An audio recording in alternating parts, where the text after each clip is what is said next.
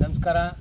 ಸಾಮೂಹಿಕ ನಾಯಕತ್ವದ ಕರ್ನಾಟಕ ರಾಜ್ಯ ರೈತ ಸಂಘ ಹಾಗೂ ಹಸಿರು ಸೇನೆ ವತಿಯಿಂದ ಜುಲೈ 21ನೇ ತಾರೀಕು ಏನು ಭೂ ಸ್ವಾಧೀನ ವಿರೋಧಿ ದಿನವನ್ನಾಗಿ ನಾವು ಅವತ್ತು ಆಚರಿಸ್ತಾ ಇದ್ದೀವಿ. ಯಾಕಂದರೆ ನವಲಗುಂದ ನರಗುಂದದಲ್ಲಿ ಅವತ್ತು ಏನು ರೈತರು ಮಡಿದ್ರು ಆ ದಿನವನ್ನು ನಾವು ರೈತ ಹುತಾತ್ಮರ ದಿನವನ್ನಾಗಿ ಆಚರಿಸ್ತಾ ಇದ್ದೀವಿ. ಅದೇ ದಿನವನ್ನು ನಾವು ಏನು ರೈತ ಹುತಾತ್ಮರ ದಿನ ಇದೆ ಅದು ಇವಾಗ ಎಲ್ಲ ಕಡೆಯೂ ಅಕ್ರಮವಾಗಿ ಭೂ ಸ್ವಾಧೀನ ಮಾಡ್ಕೊತಾ ಇದ್ದಾರೆ.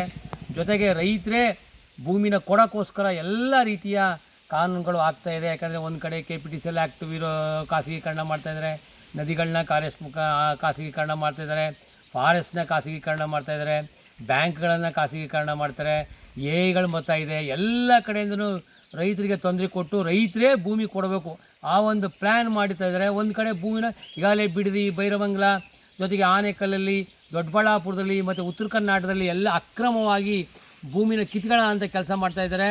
ಹಾಗಾಗಿ ಈ ಕಳ್ಳರಿಗೆ ಅದು JCB ಅಂತ ಕರಿತೀವಿ, ಜನತಾದಳ, ಕಾಂಗ್ರೆಸ್ಸು, BJP ಎಲ್ಲರೂ ಇವರು ಭೂದಾಹಿಗಳೇ.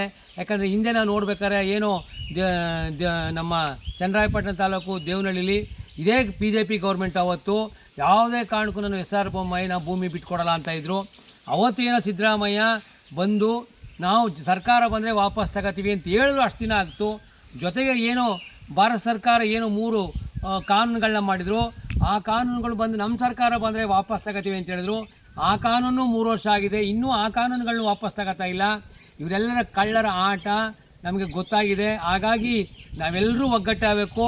ನಾವು ಯಾರ್ಯಾರಿಗೋ ವೋಟ್ ಹಾಕಿರ್ಬೋದು, ಆದರೆ ನಮ್ಮ ತಂಟೆಗೆ ಬಂದರೆ, ನಮಗೆ ಬಂದರೆ ರೈತರ ಕುತ್ತಿಗೆ ಬಂದಿದೆ ಈಗಾಗೆ. ಹಾಗಾಗಿ ಈ ಒಂದು ಚಳುವಳಿಯನ್ನು ಚಾಮರಾಜನಗರದಲ್ಲಿ ನಾವು ಪಚ್ಚಪ್ಪ ಸರ್ಕಲಿಂದ DC ಕಚೇರಿಗೆ ಉರುಳು ಸೇವೆ ಮುಖಾಂತರ ನಾವು ಮಾಡ್ತಾಯಿದ್ದೀವಿ. ಹೆಣ್ಮಕ್ಳೆಲ್ಲ ಪೊರಕೆ ತಗೋತಾ ಇದ್ದಾರೆ, ಗಂಡು ಮಕ್ಕಳೆಲ್ಲ ಬಾರ್ಕೊಲ್ ತಗೋತಾ ಇದ್ದಾರೆ. ಹಾಗಾಗಿ ಒಂದಷ್ಟು ಜನ ಉರುಳು ಸೇವೆ ಮಾಡ್ತಾಯಿದ್ದಾರೆ.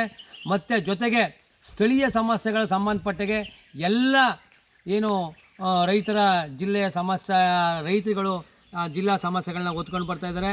ಅವತ್ತು ಸಂಬಂಧಪಟ್ಟ ಅಧಿಕಾರಿಗಳು ಜಿಲ್ಲಾಧಿಕಾರಿಗಳ ಕಚೇರಿಗೆ ಬರ್ತಾಯಿದ್ದಾರೆ. ಅದೇ ರೀತಿ ಏನು ಶಿವಕುಮಾರು ಮಳೆ ಇಲ್ಲ, ಬೆಳೆ ಇಲ್ಲ, ನೀರು ಬಿಡಿಬೇಡಿ, ನೀವು ಬೆಳೆ ಬೆಳಿ ಅಂತಾರೆ. ಆದರೆ ಶಿವಕುಮಾರು ಅನ್ನ ತಿನ್ನಲ್ವಾ ಅಂತ ಪ್ರಶ್ನೆ. ಅದು ನೆಕ್ಸ್ಟ್ ಕ್ವಶನ್. ಮಳೆ ಬರದೇ ಇರಲಿ ಅದೇನು ನೆಕ್ಸ್ಟ್ ಕೊಡೋದು ನಮ್ಮ ಕೈಲಿಲ್ಲ. ಆದರೆ ನೀವು ಅನ್ನ ತಿನ್ನಲ್ವಾ, ಬೆಳೆ ಬೆಳಿಬೇಡಿ ಅಂದರೆ ಏನು ತಿಂತೀರಾ? ನೀವು ಅನ್ನ ತಿನ್ನೋದು ಬಿಟ್ಬಿಟ್ರೆ ನಾವು ಬೆಳೆ ಬೆಳೆಯಲ್ಲ. ಅದಕ್ಕೆ ನೀವು ಬೆಳೆ ಬೆಳೆಯಬಾರ್ದು ಅನ್ನೋದಕ್ಕಿಂತ ಬರಗಾಲದಲ್ಲಿ ಏನು ಬೆಳೀಬೋದು, ಶಾಶ್ವತವಾಗಿ ಬರದೇದಾಗ ಏನು ಮಾಡಬೇಕು, ಅತಿವೃಷ್ಟಿ ಅನಾವೃಷ್ಟಿಗಳು ಯಾವ ರೀತಿ ಬರಬಾರ್ದು ಶಾಶ್ವತವಾಗಿ ಅನ್ನೋ ಪ್ಲ್ಯಾನ್ನ ಮಾಡೋಕ್ಕೆ ನಿಮ್ಮ ಕೂರಿಸಿರೋ ಹೊರತು ನಿಮ್ಮ ಬರಗಾಲದಲ್ಲಿ ಬೆಳೆ ಬೆಳಿ, ಜೋರಾಗಿ ಮಳೆ ಬಿದ್ದರೆ ಕೊಚ್ಕೊಂಡೋಯ್ತು ಅವೆಲ್ಲ ಹೇಳೋಕ್ಕೆಲ್ಲ ಶಿವಕುಮಾರ್ ನೀವು ಕೂತಿರೋದು. ನಮಗೂ ಗೊತ್ತು. ಚಿಕ್ಕ ಮಗನು ಅಂದ್ಬಿಡ್ತಾನೆ ಮಳೆ ಇಲ್ಲ ಬೆಳೆ ಬೆಳೆಬೇಡ ಅಂತ. ಚಿಕ್ಕ ಮಗನು ಹೇಳ್ತಾನೆ, ಅದು ಹೇಳೋಕ್ಕೆ ನೀವು ಕೂರಿಸಿಲ್ಲ. ಚಿಕ್ಕ ಮಕ್ಳು ಹೇಳೋಂಥ ಹೇಳಿಕೆಗಳನ್ನ ನೀವು ಕೊಡಬೇಡಿ. ಜವಾಬ್ದಾರಿ ಸ್ಥಾನದಲ್ಲಿ ಕೂತಿದ್ದೀರಾ. ಪರ್ಯಾಯವಾಗಿ ಏನು ಮಾಡ್ತಾರೆ ರೈತರು? ಆಯಿತು, ರೈತರು ಊಟ ಮಾಡಲ್ಲ, ದನ ಕರುಗಳು ಏನು ಮಾಡಿಯೋ ಅವಕ್ಕೆ ಯಾರು ಹುಲ್ಲು ನೀರು ಕೊಡೋರು? ಶಿವಕುಮಾರ್ ಅವರೇ, ನೀವು ಮಾತಾಡಾಗ ಏನು ಮಾತಾಡ್ತಾಯಿದ್ದೀನಿ, ನಾನು ಯಾರು ಯಾವ ಸ್ಥಾನದಲ್ಲಿ ಕೂತಿದ್ದೀನಿ, 6.5 ಕೋಟಿ ಜನ ನನಗೆ ಓಟ್ ಹಾಕಿ ನನಗೆ ಗೆಲ್ಲಿಸಿದ್ದಾರೆ, ಇಲ್ಲಿ ಕೂರಿಸಿದ್ದಾರೆ ಅನ್ನೋ ಅರಿವು ನಿಮ್ಗಿರ್ಬೇಕು ಹೊರತು ಯಾರೋ ಆದಿ ಬೀದಿಲಿ ಹೋಗೋ ಜನ ರೀತಿ ಮಾತಾಡಿದ್ರೆ ನಿಮಗೆ ನಾಚಿಕ ಮಾನ ಮರ್ಯಾದೆ ಇಲ್ವೋ? ಶಿವಕುಮಾರ್ ಅವರೇ, ಹೇಳಿಕೆಗಳನ್ನ ಸರಿಯಾಗಿ ಕೊಡಿ. ಹಾಗಾಗಿ 21 ಇಡೀ ರಾಜ್ಯಾದ್ಯಂತ ನಾವು ಈಗಾಗಲೇ ಚುಕ್ಕಿ ಮೇಡಮ್ ಅವರು, ನಮ್ಮ ಏನು ಸಾಮೂಹಿಕ ನಾಯಕತ್ವದ ಕರ್ನಾಟಕ ರೈತ ಚುಕ್ಕಿ ಮೇಡಮ್ ಅವರು ಈಗಾಗಲೇ ಕರೆ ಕೊಟ್ಟಿದ್ದಾರೆ. ಹಾಗಾಗಿ ಎಲ್ಲ ಜಿಲ್ಲೆಗಳನ್ನು ನಾವು ಅವತ್ತು ಮಾಡ್ತಾಯಿದ್ದೀವಿ. ಹಾಗಾಗಿ ಹೆಚ್ಚಿನ ಸಂಖ್ಯೆಯಲ್ಲಿ ಕಾರ್ಯಕರ್ತರುಗಳು, ರೈತರು, ಅಭಿಮಾನಿಗಳು, ಪ್ರೊಫೆಸರ್ MD ನಂಜುಂಡಸ್ವಾಮಿಯವರ ಅಭಿಮಾನಿಗಳು, ಕಾರ್ಯಕರ್ತರು ಹೆಚ್ಚಿನ ಸಂಖ್ಯೆಯಲ್ಲಿ ಬರಬೇಕು ಅಂತ ಕೇಳ್ಕೊತಾ ಇದ್ದೀನಿ. ಇಂತಿ ನಮಸ್ಕಾರಗಳು. ಹೊನ್ನೂರು ಪ್ರಕಾಶ್.